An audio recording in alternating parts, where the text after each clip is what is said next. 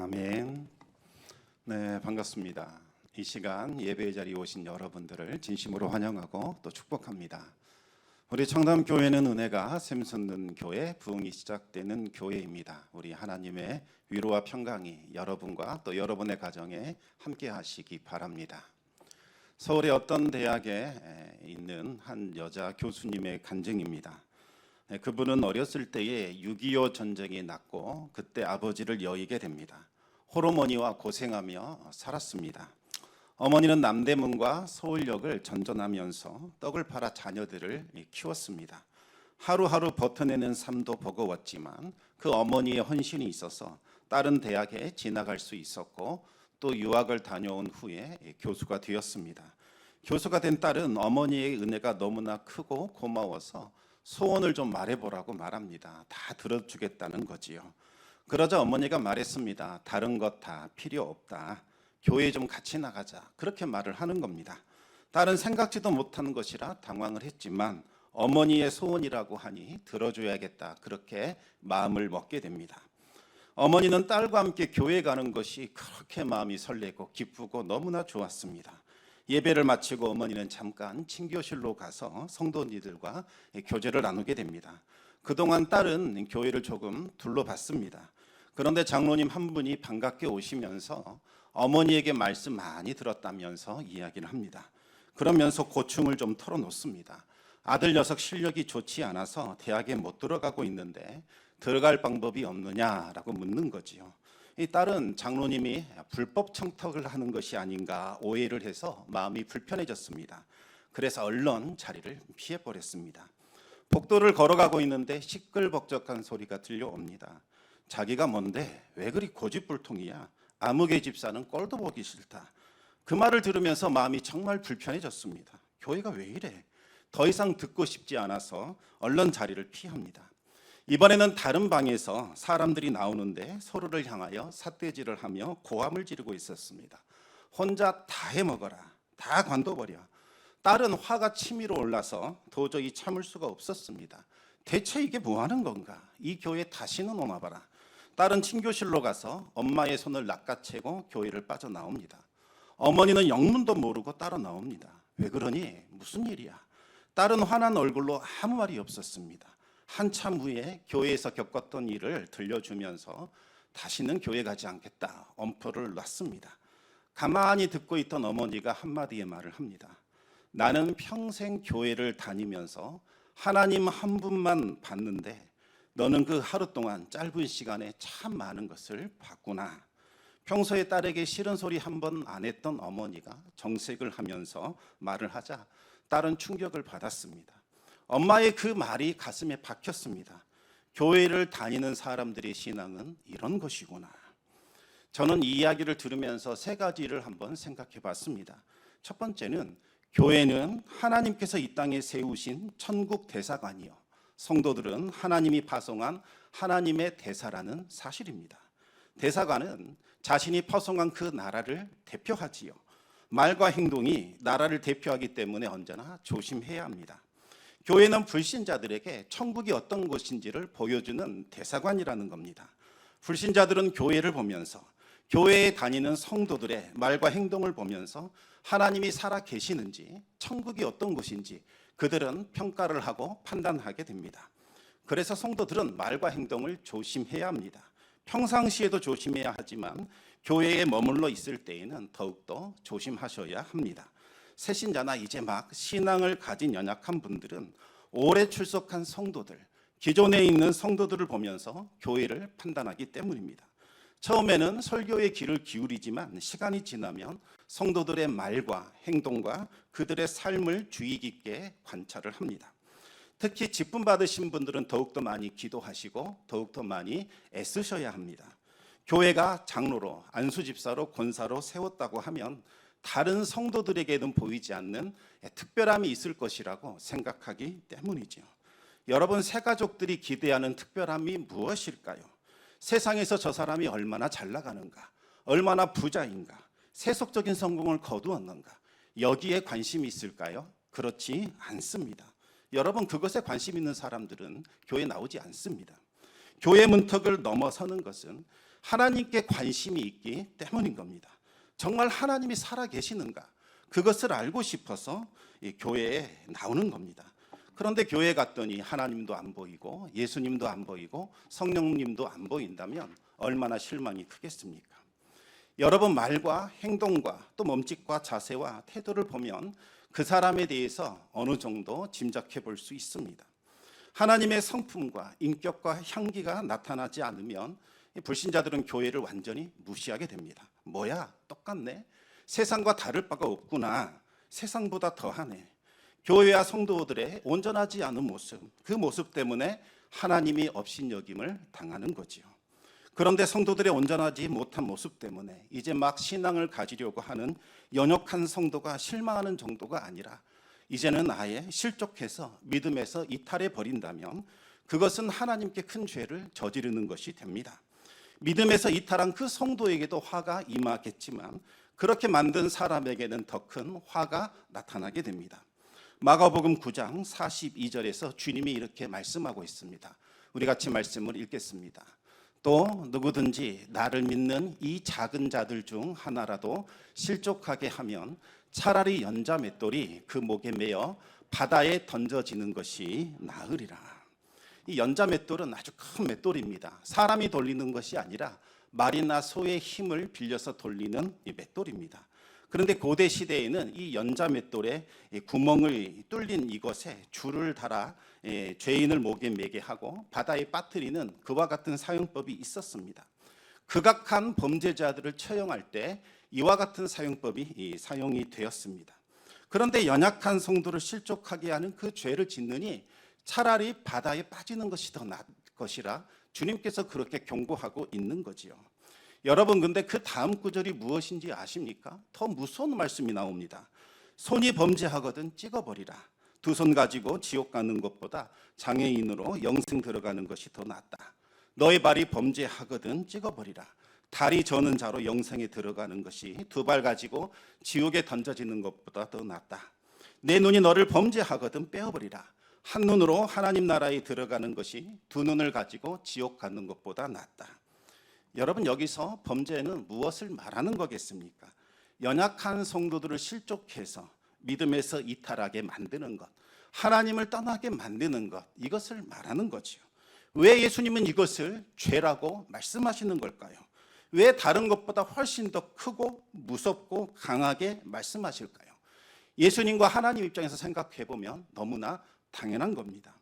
그 한 사람 구원하시고자 예수님께서 하늘 영광 버리시고 이 땅에 낮고 천한 모습으로 오셨습니다. 그 한 생명 구원하시기 위하여 십자가에 달려 죽으셨습니다. 그 한 사람은 천하보다 귀한 존재입니다. 그런데 예수님께서 피로 주고 값으로 사신 그 사람을 실족하게 만들었고 믿음에서 이탈시켰으니 얼마나 큰 죄가 되겠습니까? 이것은 용서받을 수 없는 큰 죄요.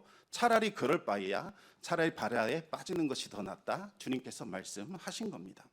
여러분, 교회는 이 세상에서 불신자들에게 천국을 보여주는 대사관이요, 우리 성도들은 하나님이 파송하신 대사라는 사실을 잊어서는 안 됩니다.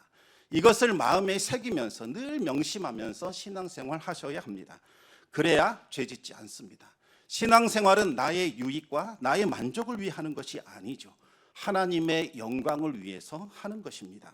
하나님의 대사로서 살아가시기를 우리 주님의 이름으로 축복합니다.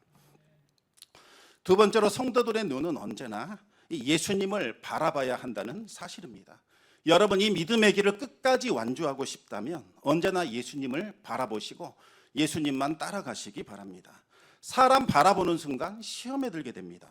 대학 교수의 그 어머니가 사람들의 그 많은 이 연약함이 있었음에도 불구하고 아름다운 신앙을 유지할 수 있었던 것은 사람을 보지 않고 예수님을 바라봤기 때문이죠.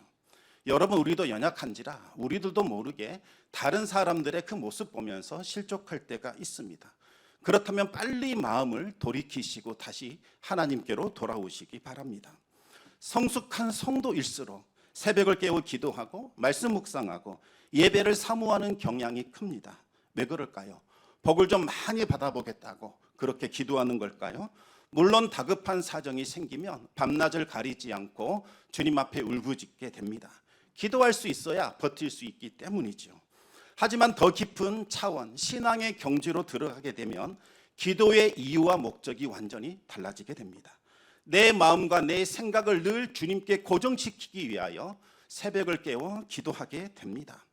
여러분, 기도를 잠시 중단하게 되면 자꾸 우리의 눈은 한눈 팔게 됩니다. 세속적인 가치에 마음과 생각을 뺏기게 됩니다. 세상에 있는 그 즐거움, 향락, 쾌락, 나도 좀 누려보고 싶다. 나도 이 사람들처럼 뭔가 나에게 행복을 주는 저와 같은 것을 해보고 싶다라는 마음이 생겨나게 되는 거지요. 바로 여기에서부터 문제가 발생하게 됩니다.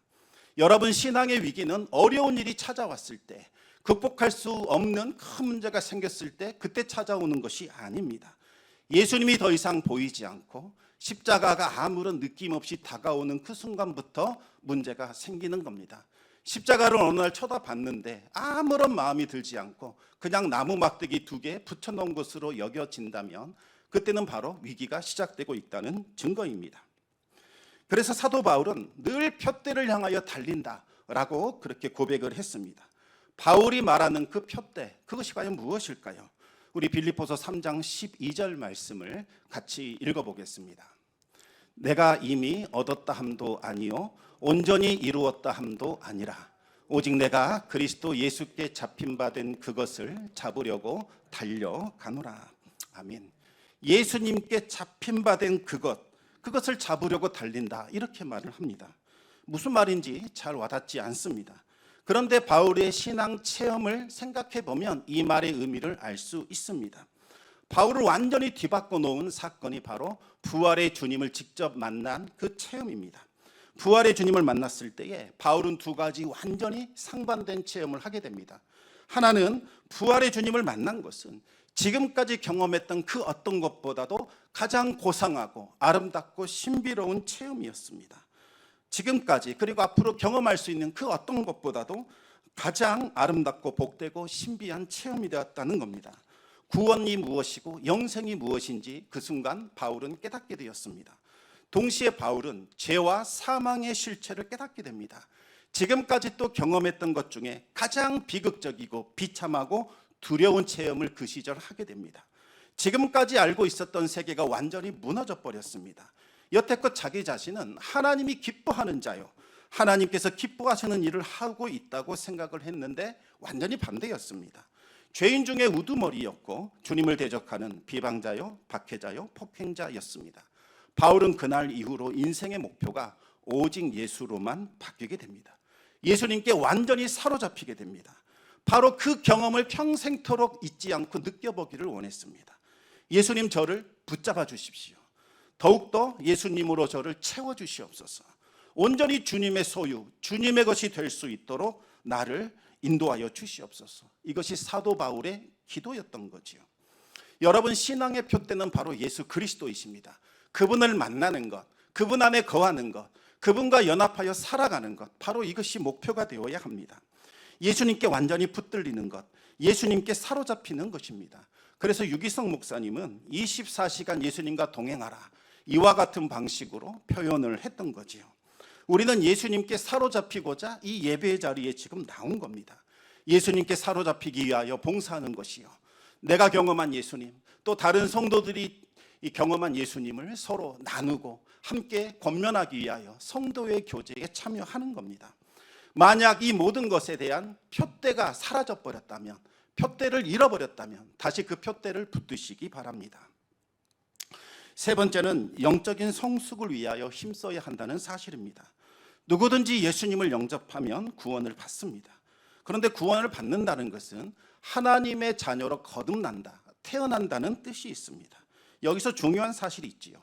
여러분, 새롭게 태어날 때에 아예 처음부터 영적인 거인으로, 영적인 어른으로 태어나는 것이 아니라 영적인 아이, 영적인 어린 아기로 태어난다는 사실입니다. 영적인 거인으로 태어나면 얼마나 좋겠습니까? 그러면 구원받은 즉시 온전한 성도의 모습으로 우리는 살아가게 될 겁니다. 하지만 이 영적인 아기로 태어났기 때문에 반드시 영적인 성장을 이루어 가야 합니다. 영적인 성장은 양육과 돌봄과 교육과 철저한 자기 훈련을 통해서 이루어지는 겁니다. 저절로 자라나는 아이가 어디에 있겠습니까? 마찬가지입니다. 성도들도 저절로 성숙하거나 성장하지는 않습니다.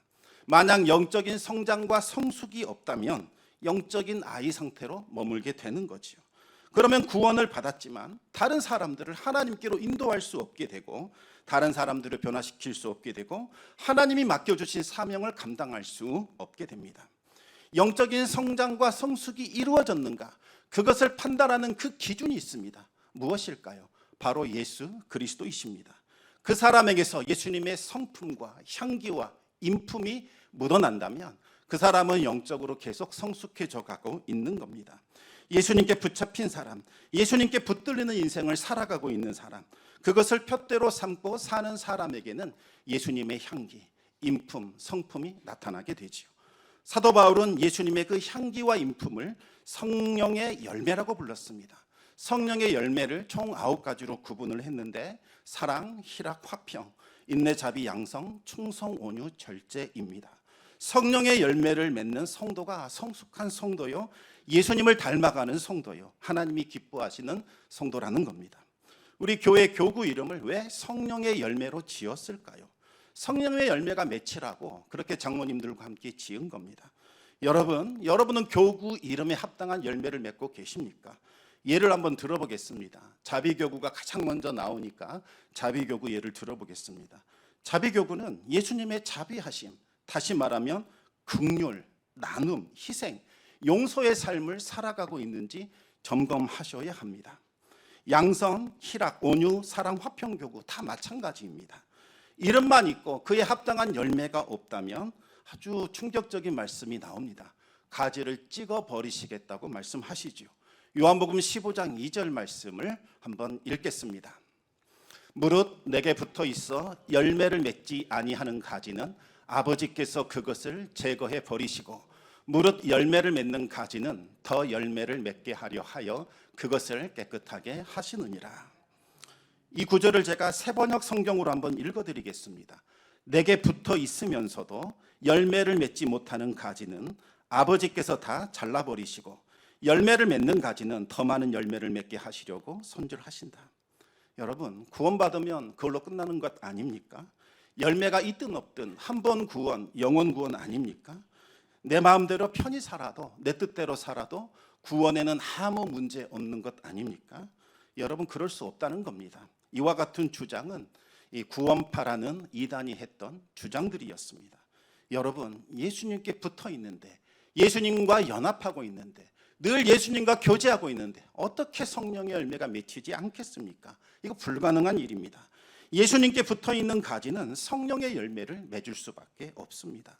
성령의 열매가 없다는 것은 그 가지가 예수님께 온전히 붙어 있지 않다는 확실한 증거가 되는 거지요. 가지에서 어떻게 성령의 열매가 맺히는지 그 원리를 알게 되면 그럴 수밖에 없다는 사실을 깨닫게 됩니다. 여러분, 성령의 열매는 과연 어떻게 해야 맺히는 걸까요? 사람의 노력으로 성령의 열매 절대 맺을 수 없습니다. 내가 오늘부터 자비라는 열매를 맺어야겠다. 늘 사람들을 만나면 내가 자비하게, 자비함으로 대해야겠다. 여러분, 그렇게 결단하고 노력을 해도 맺혀지지 않습니다. 오히려 노력하면 노력할수록 실패만 거듭하게 됩니다. 성령의 열매는 우리가 성령 안에 거할 때, 성령께 순종하며 살아갈 때에 자연스럽게 맺혀지는 열매입니다. 이 말은 우리가 예수님을 사랑할 때, 예수님 안에 거할 때에, 예수님과 동행할 때에 자연스럽게 성령의 열매가 맺힌다는 말씀입니다. 그런데 여러분, 예수님과 동행할 때 가장 큰 방해물이 무엇인지 아십니까? 그게 무엇일까요? 바로 나 자신입니다. 내가 죽어야 예수님이 내 안에 살아나십니다. 내가 십자가에 달려야 예수님이 우리 안에 거하시는 것을 우리가 체험할 수 있습니다. 많이 읽었던 말씀이지만 다시 한번 읽어보겠습니다. 갈라디아서 2장 20절 말씀입니다. 이 말씀은 꼭 암송하시기 바랍니다. 내가 그리스도와 함께 십자가에 못 박혔나니 그런즉 이제는 내가 사는 것이 아니요 오직 내 안에 그리스도께서 사시는 것이라. 이제 내가 육체 가운데 사는 것은 나를 사랑하사 나를 위하여 자기 자신을 버리신 하나님의 아들을 믿는 믿음 안에서 사는 것이라. 아멘. 내 안에 예수님이 계시지 않는 이유는 예수님 문제 아닙니다. 내가 문제지요. 내가 죽지 않기 때문입니다. 옛사람, 죄악된 본성, 높아지려고 하는 교만한 자아가 죽지 않기 때문에 예수님과 동행할 수 없는 겁니다. 어떤 사람은 이렇게 말합니다. 저 사람만 없으면 나 교회 나간다. 저 사람 때문에 나 신앙생활 못하겠다. 저 사람 없으면 우리 교회 좋은 교회 될 텐데.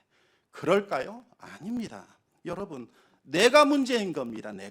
내가 변하지 않기 때문에 내 주변이 변하지 않는 겁니다. 악인들을 벌하고 심판하고 다 뽑아버리면 세상 바뀔까요? 여러분, 잡초 뽑는다고 잡초가 사라집니까? 아닙니다. 내가 변해야 주변이 변하고 세상이 변합니다. 예수님은 죄인들을 벌하고 심판함으로써 세상 변화시키지 않으셨습니다. 자기 자신을 십자가에 내어주는 그 대속의 사랑으로 죄인들에게 그 한없는 은혜와 사랑을 경험하게 하셨고, 그 사랑의 힘으로 말미암아 변화할 수 있도록 만드신 겁니다. 그리스도인들은 예수님의 방식으로 세상을 변화시키는 사람들입니다. 내가 십자가의 죽음으로써, 내가 변함으로써 세상을 변화시키는 사람들이라는 겁니다. 내가 낮아지고 섬기고 희생함으로써 복음을 전하는 겁니다. 그 복음을 통해서 십자가 사랑과 영생이 전달이 되는 겁니다. 십자가 사랑과 생명이 누군가의 영혼에 들어가게 될 때에 그 사람에게서도 구원의 역사가 일어나게 되고 이제 변화가 시작이 되는 겁니다. 복음을 경험했던 바울도 이제는 예수님의 방식대로 복음으로 세상을 변화시키는 일에 동참하게 됩니다. 고린도후서 4장 5절 말씀 우리 같이 읽어보겠습니다. 우리는 우리를 전파하는 것이 아니라 오직 그리스도 예수의 주 되신 것과 또 예수를 위하여 우리가 너희의 종된 것을 전파함이라. 아멘. 바울은 철저히 자기 자신을 감췄습니다. 오직 예수님만이 주님이심을 전했습니다. 그 예수님을 위하여 이제 나는 너희를 섬기는 자가 되었다. 너희들의 종이 되었다. 이것을 선언한 겁니다. 바울의 그 섬김, 희생을 통해서 불신자들은 네가 믿는 하나님 난 믿겠다. 네가 전하는 예수님 나도 믿고 싶다. 그렇게 예수님을 받아들였고 예수님께로 돌아와 구원 얻는 역사가 나타났던 겁니다. 여러분, 신앙생활에서 승패를 결정짓는 것은 바로 자기 부인입니다. 나를 부인하고 나를 죽이는 것이지요.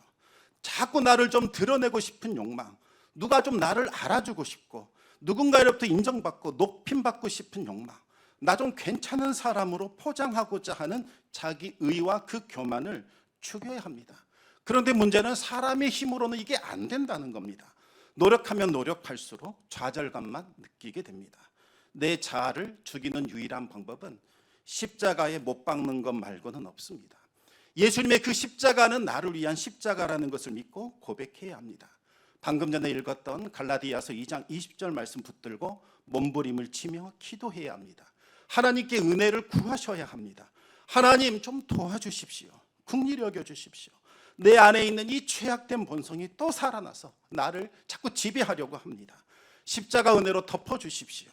그렇게 주님 앞에 무릎 꿇어 기도할 때에 우리는 성령의 힘을 덧입어 그 모든 것을 이겨낼 수 있습니다. 사도 바울은 이 문제 단번에 해결했을까요? 그렇지 않습니다. 매일 날마다 매 순간 이 문제로 씨름을 했습니다. 고린도전서 9장 26절 27절 말씀 읽어보겠습니다. 그러므로 나는 다름질하기를 향방 없는 것 같이 아니하고 싸우기를 허공을 치는 것 같지 아니하며 내가 내 몸을 쳐 복종하게 함은 내가 남에게 전포한 후에 자신이 도리어 버림을 당할까 두려워함이로다. 아멘. 사도 바울도 매일 자신의 몸을 쳐서 십자가에 복종시켰습니다. 그렇지 않으면 죄악된 본성이 또다시 살아나서 멸망으로 자꾸 이끌어가기 때문입니다. 나는 십자가의 길, 주님의 길, 진리의 길, 생명의 길을 가고 싶은데 죄악된 본성은 자꾸 나를 멸망의 길로 이끌어 가더라는 거지요. 정말 안타까운 것은 많은 성도님들이 복음을 듣고 이해했지만 복음을 제대로 살아내지 못하고 있다는 사실입니다. 오직 복음으로만 세상을 바꿀 수 있다는 말을 그냥 지식적으로 이해합니다. 말이 되나? 세상에서는 세상의 방식이 있고 교회는 교회의 방식이 있는 거지. 어떻게 복음으로 세상을 변화시킬 수 있단 말인가? 복음의 능력을 제한시켜 버립니다. 그러다 보니 자꾸 돌을 들어 잘못한 사람을 쳐서 제거하는 방식으로 하나님의 의를 이루고자 하는 겁니다. 여러분, 이 모습은 예수님을 만나기 전 바울의 모습이요, 오늘 본문에 나오는 종교 지도자들의 모습이었습니다. 다들 아무런 잘못도 흠도 없는 의인처럼 행세를 했습니다. 누군가의 잘못을 드러내고 폭로함으로써 나는 의롭지, 나는 잘못이 없지, 정당하지, 이것을 드러내고자 했던 겁니다. 예수님께서 그들을 향하여 뭐라고 말씀하셨습니까? 너희 중에 죄 없는 자가 먼저 돌로 치라. 죄 없는 사람, 떳떳한 사람은 돌을 들어 칠 자격이 있다, 이런 말일까요? 전혀 아닙니다. 너희들 역시 죄 용서 받아야 할 죄인에 불과하다라는 신적인 선언을 하신 겁니다. 너희들 역시 죄인에 불과하니 심판자 노릇하지 말라는 겁니다. 오직 하나님 한 분만이 심판하실 수 있는 유일한 심판의 구주이십니다. 예수 그리스도께서도 친히 심판하지 않고 아버지 하나님으로부터 심판할 권세를 물려받아 그 권세를 이임받아 그것으로 가지고 심판하신다고 말씀하셨습니다. 하나님의 영역을 침범하지 말라는 거지요. 원클하지 말라는 겁니다. 그 말을 들었던 사람들은 다 도망쳤습니다. 예수님의 신적인 그 권위 앞에서 그들의 죄가 낱낱이 드러났기 때문입니다. 여러분, 하나님께서 비디오 테이프를 돌리듯이 우리의 모든 생각과 행동과 마음에 품은 뜻을 낱낱이 다 공개해 버린다면 누가 감히 하나님 앞에 설 수 있겠습니까? 그때에도 하나님, 저는 정당합니다, 떳떳합니다, 누가 감히 말할 수 있단 말입니까? 그 누구도 하나님 앞에 설 수 없을 겁니다. 예수님을 모를 때에는, 진리의 빛을 경험하기 전에는 나는 의롭다, 그렇게 할 수 있습니다. 하지만 진리의 빛이신 예수님을 만났는데도 그렇게 말한다, 그것은 예수님을 거짓말하는 분으로 만드는 겁니다. 요한일서 1장 8절에서 10절까지 말씀을 우리 같이 또 읽어보겠습니다. 만일 우리가 죄가 없다고 말하면 스스로 속이고 또 진리가 우리 속에 있지 아니할 것이요, 만일 우리가 우리 죄를 자백하면 그는 미쁘시고 의로우사 우리 죄를 사하시며 우리를 모든 불의에서 깨끗하게 하실 것이요, 만일 우리가 범죄하지 아니었다 하면 하나님을 거짓말하는 이로 만드는 것이니 또한 그의 말씀이 우리 속에 있지 아니하니라. 아멘. 여러분, 우리는 구원받은 죄인에 불과합니다. 죄와 허물이 왜 없겠습니까? 예수님 믿어도 여전히 죄와 허물이 있습니다. 성령 충만함을 경험해도 여전히 죄와 허물이 있습니다. 다른 사람의 죄와 허물을 말하기 전에 먼저 우리 자신을 조심스럽게 한번 살펴봐야겠지요. 우리 눈에 있는 들보를 뺀 후에 다른 사람의 눈에 있는 티끌에 대해서 말해야 되는 겁니다. 그리고 왜 다른 사람의 눈에 있는 그 티끌, 거기에 집중하는가, 그 이유와 동기에 대해서도 한번 살펴보시기 바랍니다. 행여 나를 드러내고자 하는 욕망, 그 사람을 좀 깎아내리고 싶은 그 열망 때문인지, 정말로 그 사람을 사랑해서 그 사람이 바른 길로 돌아오기를 원해서 그렇게 하는 것인지를 분별해 보라는 겁니다. 누군가를 권면해야겠다라고 마음을 먹으셨다면 겸손한 마음으로 하시기 바랍니다.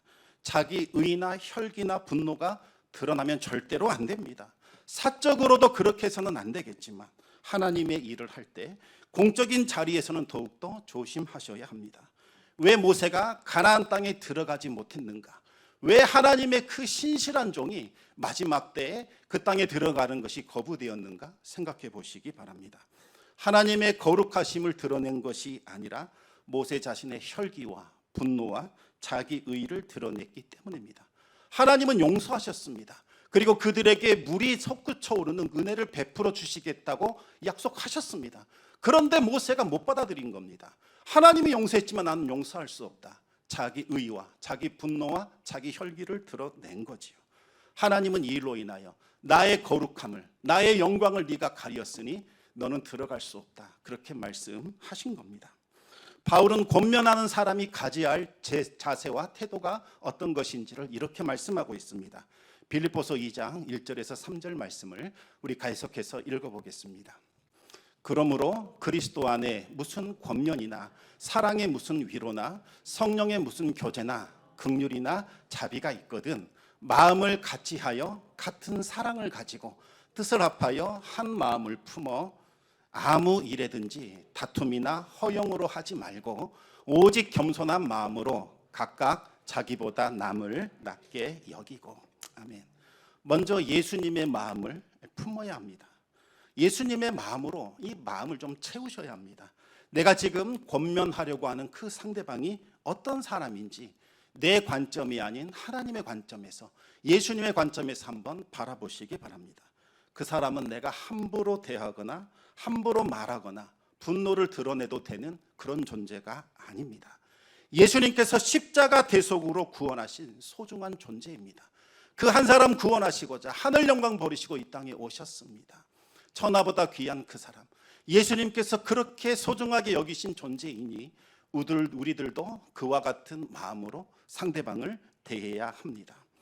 그리고 예수님이 그 사람을 얼마나 사랑하는지 그 사랑의 마음을 우리도 품어야 합니다. 왜냐하면 예수님의 사랑이 없는 모든 말과 행위는 죄 짓는 것이요 결국은 위선을 드러내는 것에 불과하기 때문입니다. 만약 분풀이하고 싶은 마음이 있다면 침묵해야 합니다. 다투고 싶은 마음, 보복하거나 되갚아 주려고 하는 마음, 내가 옳다, 내가 정당하다 입증하려는 자기의, 나를 대단한 존재로 보이고자 하는 허영심이 있다면 침묵하시기 바랍니다. 그렇지 않으면 죄를 짓게 됩니다. 첫째도 겸손, 둘째도 겸손, 셋째도 겸손이지요. 상대방을 나보다 더 나은 존재로 여기고 겸손한 마음으로 권면해야 합니다. 두렵고 떨리는 마음이 있어야 합니다. 그래야 하나님이 기뻐하시는 권면이 되고 성령의 역사가 나타나게 되는 거지요.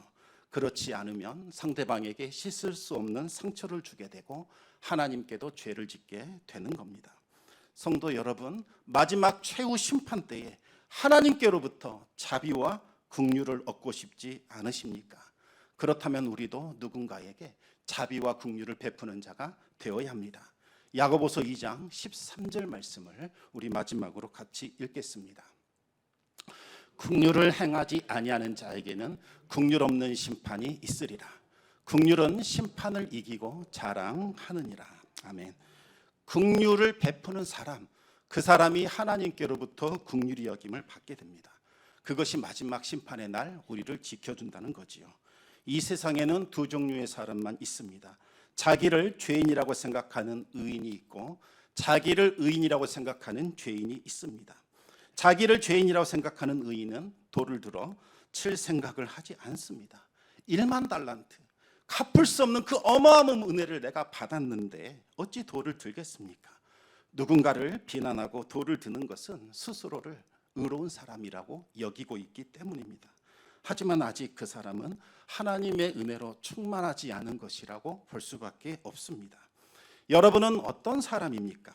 죄인이라고 생각하는 의인이십니까? 아니면 의인이라고 생각하는 죄인입니까? 은혜의 복음을 경험하셨다면 다른 누군가를 비난하거나 정죄할 수 없습니다. 죄와 허물을 덮어주는 긍휼과 자비를 베풀게 됩니다. 예수님의 사랑으로 서로를 사랑하고 덮어줌으로써 구원의 기쁨과 감격을 날마다 누릴 수 있기를 우리 주님의 이름으로 축원합니다.